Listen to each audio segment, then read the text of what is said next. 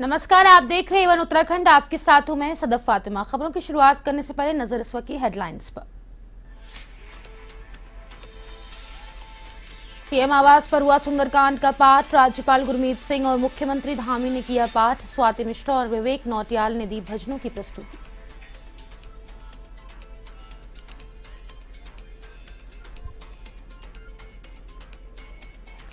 अट्ठाईस जनवरी को उत्तराखंड आएंगे मल्लिकार्जुन खड़गे। लोकसभा चुनावों को लेकर कार्यकर्ताओं से करेंगे संवाद। यशपाल आर्य ने लिया तैयारियों का जायजा।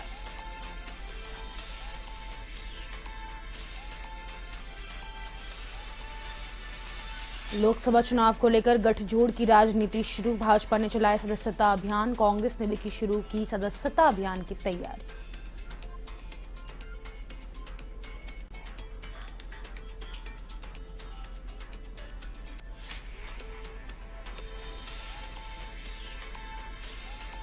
ग्राम पंचायत सदस्य निलंबित। पंचायत चुनाव में लगाया था फर्जी प्रमाण पत्र। ज्वाइंट मजिस्ट्रेट ने किया बर्खास्त।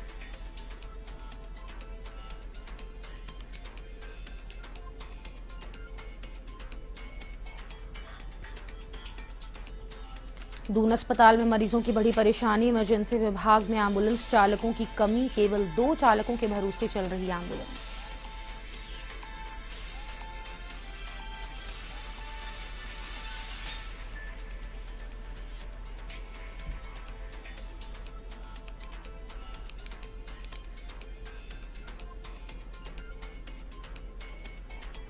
देहरादून में मुख्यमंत्री आवास पर श्री राम मंदिर प्राण प्रतिष्ठा के अवसर पर सुंदरकांड पाठ का आयोजन किया गया। आयोजन में राज्यपाल retired lieutenant general Gurmeet Singh और मुख्यमंत्री पुष्कर सिंह धामी की उपस्थिति रही। इस दौरान भजन गायिका स्वाति मिश्रा और विवेक नौटियाल की टीम ने भजन प्रस्तुतियां दी। पाठ और भजनों से पूरा वातावरण राममय रहा और सभी लोग श्री राम की भक्ति में भाव विभोर नजर आए।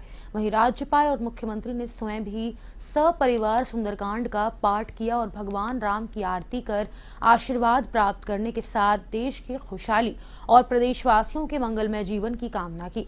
वहीं मुख्यमंत्री आवास में हुए इस कार्यक्रम की भाजपा पदाधिकारियों ने जमकर सराहना की।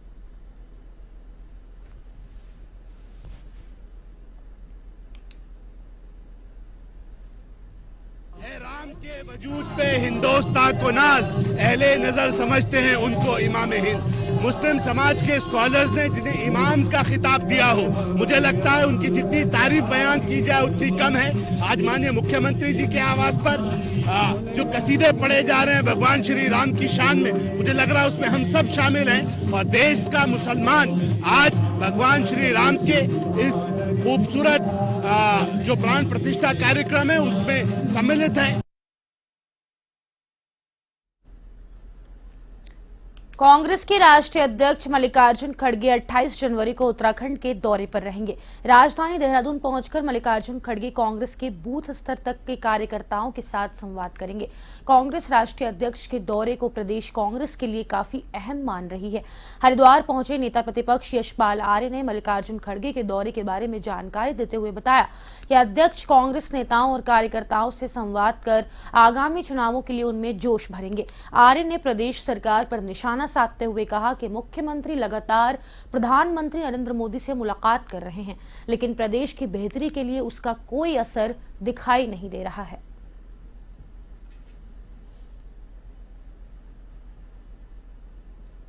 प्रदेश के माननीय मुख्यमंत्री जी प्रधानमंत्री से मिलने का रिकॉर्ड कायम करने जा रहे हैं और उसको एक उपलब्धि के तौर पर माना जा रहा है, लेकिन आखिरकार इतनी बार मिलने के का परिणाम क्या दिखाई दे रहा है ये जनता जानना चाहती है।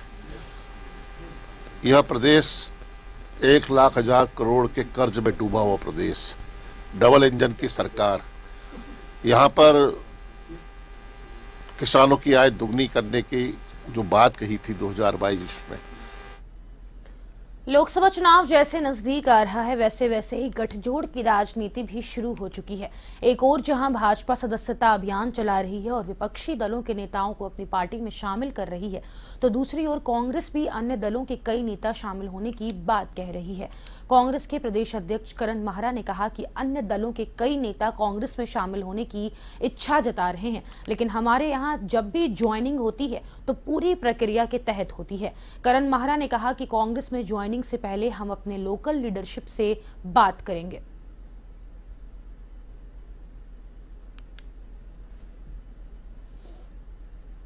कई लोग चाह रहे हैं, इंटरेस्टेड है, लेकिन हमारे यहाँ एक सीधा सीधा रिवाज है, हम किसी को भी ज्वाइन कराने से पहले अपने पार्टी के लोकल नेताओं से बातचीत करते हैं। अगर लोकल लीडरशिप हमारी हामी भरती है तो हम लेंगे, अगर हमारी लोकल लीडरशिप कहेगी कि ये व्यक्ति नहीं आना चाहिए, हम नहीं लेंगे, क्योंकि हम अपनी लोकल लीडरशिप से जानकारी में डाले बिना और उनकी राय के बिना हम किसी को ज्वाइन नहीं कराते।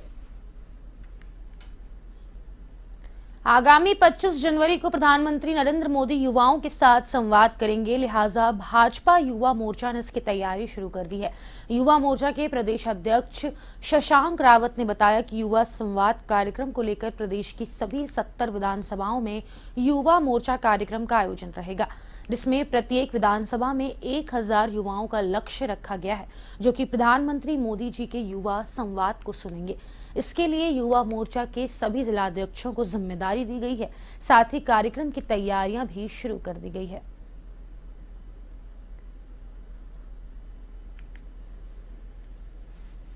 भारतवर्ष में 5000 से अधिक स्थानों पर मोदी जी डायरेक्ट इंटरैक्शन के माध्यम से युवाओं के मध्य जाएंगे। हमारा लक्ष्य रहेगा कि 50 लाख से अधिक युवा में पूरे देश में इसमें हम माध्यम से डायरेक्ट इंटरैक्शन के माध्यम से मोदी जी संवाद करेंगे। और उत्तराखंड की यदि बात करें तो 70 विधानसभाओं में आयोजन किए जा रहे हैं, विधानसभा स्तर के कार्यक्रम हैं और प्रत्येक विधानसभा में 1000 से अधिक युवाओं की प्रतिभाग रहे। हम इसको सुनिश्चित करने का पूरा प्रयास करेंगे। सदर पौड़ी में ज्वाइंट मजिस्ट्रेट ने फर्जी प्रमाण पत्र से ग्राम पंचायत सदस्य बने व्यक्ति को बर्खास्त कर दिया है। बेटगांव में प्रधान प्रमोद रावत ने वर्ष 2023 में इसको लेकर तत्कालीन डीएम को शिकायती पत्र दिया था, जिसमें उन्होंने ग्राम पंचायत सदस्य राकेश कुमार के नेपाली मूल के होने और फर्जी अनुसूचित जाति प्रमाण पत्र के आधार पर त्रिस्तरीय पंचायत चुनाव में निर्वाचित होने की शिकायत की गई थी। जिलाधिकारी के निर्देशों पर नायब तहसीलदार ने मामले की जांच की तो शिकायत सही पाई गई। ज्वाइंट मजिस्ट्रेट सदर पौड़ी अनामिका ने बताया कि मामले में पंचायती राज अधिनियम के तहत कार्रवाई करते हुए नेपाली मूल के व्यक्ति को वार्ड मेंबर के पद से बर्खास्त कर दिया गया है।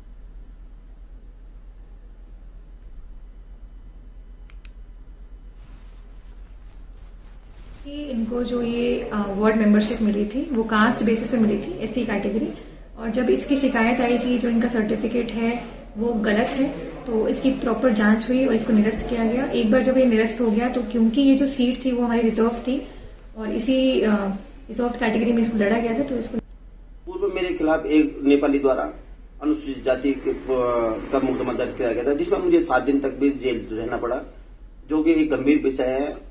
और मैं तो समाज से भी ये आग्रह करूंगा कि जो हमारे उत्तराखंड के मूल एससी के लोग, एससी समाज के लोग हैं, उनके हकों को मारा जा रहा है। यहाँ पर जिला प्रशासन द्वारा उनको बिना इवर्सन के नेपाली लोगों के जाति प्रमाण पत्र बनाना या उनको स्थायी निवास, मूल निवास के प्रमाण पत्र देना, ये गंभीर विषय है। इसी तरह से तमाम सड़कों पे नेपाली मूल के लोगों के ड्राइवरों के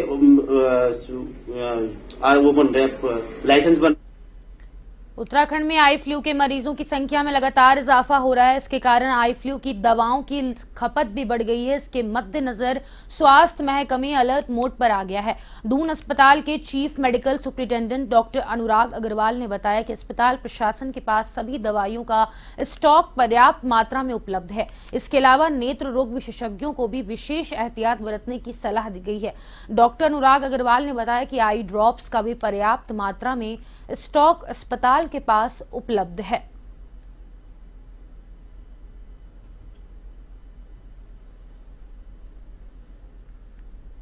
तो मुझे कोई ऐसा मेरे संज्ञान में नहीं लाया गया कि ज़्यादा केस आ रहे हैं, लेकिन हाँ, जब भी जाड़े या फ्लू की संख्या बढ़ती है तो ऐसे में हमारे ऑप्थेल्मिक विभाग जो है वहाँ पर इस तरह की आंखों की बीमारियों की स्क्रीनिंग भी होती है और उनको दवाई भी दी जाती है। लेकिन कोई भी ऐसा केस नंबर बहुत ज़्यादा बढ़े हुए नंबर हमारे सामने भी नहीं आए हैं। और लेकिन आप सब लोग के माध्यम से हमारी आम पब्लिक से अपील है कि अपना बहुत ध्यान रखें। जाड़ों के दिन है, इसमें पानी की मात्रा बनाए। राजधानी देहरादून के दून अस्पताल में इमरजेंसी विभाग में एम्बुलेंस चालकों की कमी देखी जा रही है। आपको बता दें कि दून अस्पताल में कुल 10 एम्बुलेंस हैं, लेकिन इनके लिए केवल 2 चालक ही अस्पताल प्रशासन के पास हैं, जिसकी वजह से आए दिन मरीज और उनके तीमारदारों को भारी जद्दोजहद करनी पड़ रही है। इस बात को लेकर दून अस्पताल के प्राचार्य डॉक्टर आशुतोष सयाना ने कहा कि 4 ड्राइवर जो चिकित्सा स्वास्थ्य विभाग से थे उन्हें रिलीव कर दिया गया और कुछ ड्राइवर रिटायर हो चुके हैं। साथ ही उन्होंने कहा कि अभी हम कुछ नए ड्राइवरों के लिए आउटसोर्सिंग के जरिए व्यवस्था करने जा रहे हैं। ये जो एम्बुलेंस की जो व्यवस्था है, इसमें कोविड काल में जो है ये बढ़ाए गए थे और उस समय जो है इसमें काफ़ी इसमें सुविधा भी मिली थी। और अभी हमारे कुछ ड्राइवर जो है 4 ड्राइवर जो चिकित्सा स्वास्थ्य विभाग से थे उन्हें जो है रिलीव किया गया है, कुछ का जो है रिटायरमेंट हो चुका है और अभी हमने कुछ। पौड़ी जिले की बेटी आरुषि नेगी पायलट बनने के बाद अब एस्ट्रोनॉट बनने की तैयारी में जुट गई है। भिंताई गांव निवासी आरुषि नेगी पायलट बनने के बाद अपने पैतृक गांव पहुंची, जहां उनका ग्रामीण और पौड़ी के विभिन्न संगठनों ने जोरदार स्वागत किया। इस मौके पर आरुषि ने कहा कि पायलट बनने के बाद उनका सपना एस्ट्रोनॉट यात्री बनना है। उन्होंने कहा कि उसके सपने को पूरा करने के लिए परिवार का भरपूर सहयोग मिला। उन्होंने पायलट का लाइसेंस प्राप्त करके एस्ट्रोनॉट बनने की राह में पहला कदम बढ़ा लिया है। माता हिमानी नेगी ने बताया कि बचपन से ही आरुषि एस्ट्रोनॉट बनना चाहती थी।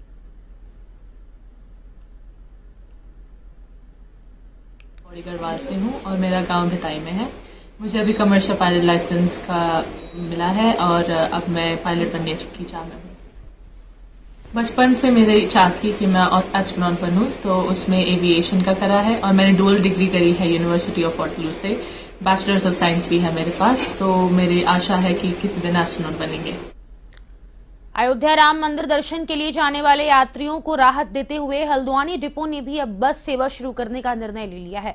उत्तराखंड परिवहन निगम अगले हफ्ते तक हल्द्वानी से अयोध्या के लिए बस सेवा शुरू करेगा। हल्द्वानी डिपो के एआरएम सुरेंद्र बिष्ट ने कहा कि काठगोदाम डिपो से अयोध्या के लिए जा रही बस से यात्रियों की अच्छी प्रतिक्रिया मिल रही है, जिससे हल्द्वानी डिपो से भी अयोध्या के लिए बस शुरू करने की मांग हो रही है। इसको देखते हुए उत्तराखंड परिवहन निगम ने हल्द्वानी से भी अयोध्या के लिए बस शुरू करने का फैसला किया है।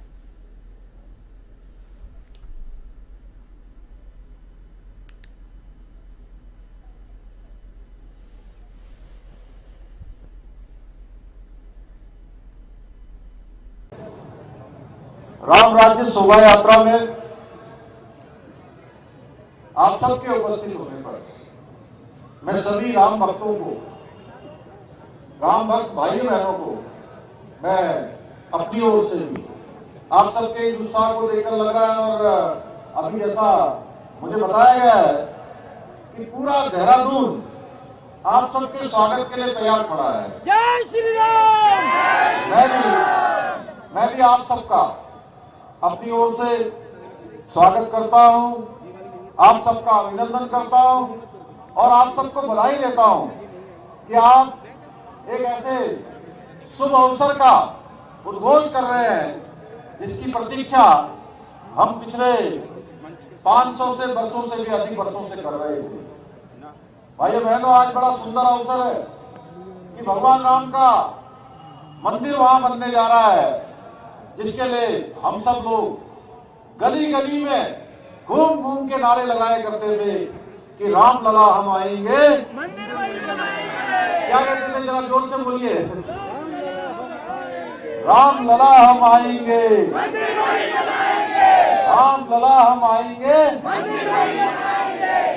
बच्चा बच्चा राम का, जन्मभूमि के राम का, ऐसे नारे लगाते हुए लंबा संघर्ष, लंबी प्रतीक्षा हुई और आजाद भारत उससे पहले सबकी प्रतीक्षा थी कि भगवान राम जहां पैदा हुए थे वहां भगवान राम का भव्य और दिव्य मंदिर बनना चाहिए। उसके लिए लंबा संघर्ष हुआ। ये दिन इतनी आसानी से नहीं आया है।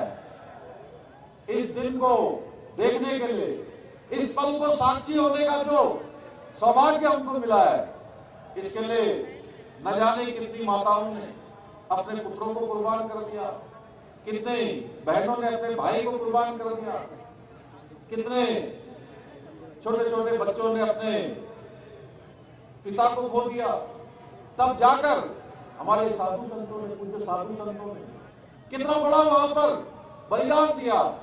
कार सेवकों पर कितनी लाठियां चलाई गई, कितनी गोलियां चलाई गई, एक लंबा संघर्ष, तब जाकर ये हमको ये दिन देखने को मिल रहा है। और हम सब गौरवान्वित हैं कि आज भगवान रामलला वहां विराजित होने वाले हैं। भाइयों बहनों, यह अवसर निश्चित रूप से हम सब लोगों के लिए बहुत ही ऐतिहासिक है, क्योंकि भगवान राम त्रेता युग में पैदा हुए और त्रेता युग के बाद द्वापर बीच में आया और कलयुग के भी 5126 वर्ष बीत गए।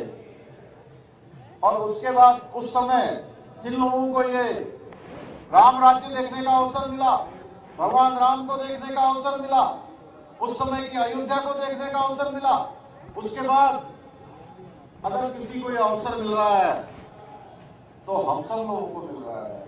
और इसके लिए जहां एक बड़ा संघर्ष हमारे साधु संतों का, कार सेवकों का, करोड़ों करोड़ लोगों की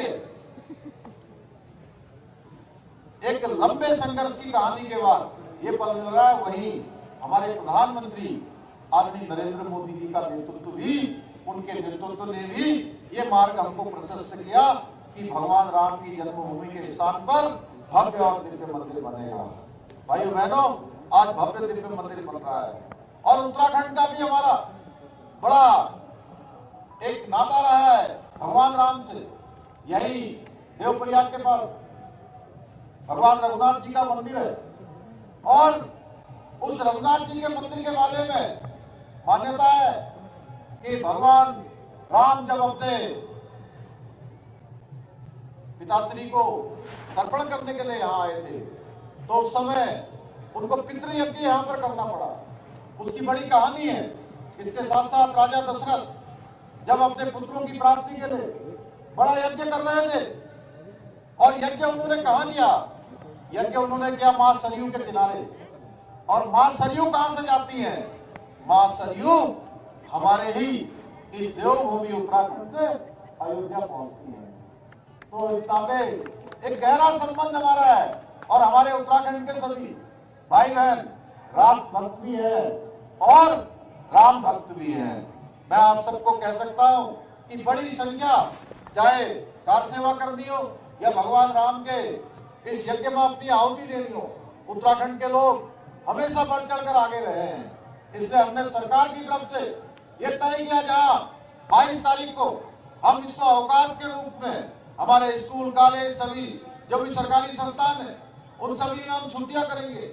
इसके साथ साथ बड़ी संख्या में अब राम भक्तों का हमेशा वहां आना जाना रहेगा। उसके लिए उत्तराखंड की सरकार ने उत्तर प्रदेश से हमने वहां निवेदन किया था, अनुरोध किया था कि हमें वहां पर कुछ जमीन उपलब्ध करवा दी जाए जिससे हम उत्तराखंड का भी एक भवन वहां पर बना सके। मैं धन्यवाद देना चाहता हूं आदरणीय योगी आदित्यनाथ जी को कि उन्होंने उत्तर प्रदेश की सरकार ने हमको जमीन आवंटित कर दी है और जल्दी उसकी सारी औपचारिकताएं हमारी पूरी हो जाएंगी। हमने जो धनराशि वहाँ जमीन के बदले में देनी थी वो धनराशि भी हमने वहाँ जमा करवा दी है। जल्दी हम भी वहाँ पर एक बड़ा 3 एकड़ लगभग जमीन हमको वहाँ पर आवंटित हो रही है और उस 3 एकड़ भूमि पर एक अच्छा उत्तराखंड का सदन, उत्तराखंड का भवन बनाया जाएगा। जो भी राष्ट्र भक्त हमारे अयोध्या जाएंगे उनको वहां पर एक स्थान मिलेगा, अपने उत्तराखंड का स्थान होगा और लोग वहां पर जो है आसानी से प्रभु श्री राम के दर्शन कर पाएंगे। भाइयों बहनों, बड़ा सुंदर अवसर है, बहुत सारे काम हम सब लोग कर रहे हैं और ये जो 22 जनवरी को ये शुभ घड़ी हमारे सामने आने वाली है, उसके लिए हमने सारी तैयारी कर दी है। आज एक एक जनगण मन पूरे देश का उसमें सहभागी बन रहा है। केवल देश का ही नहीं वरन पूरी दुनिया के एक एक राम भक्त उसमें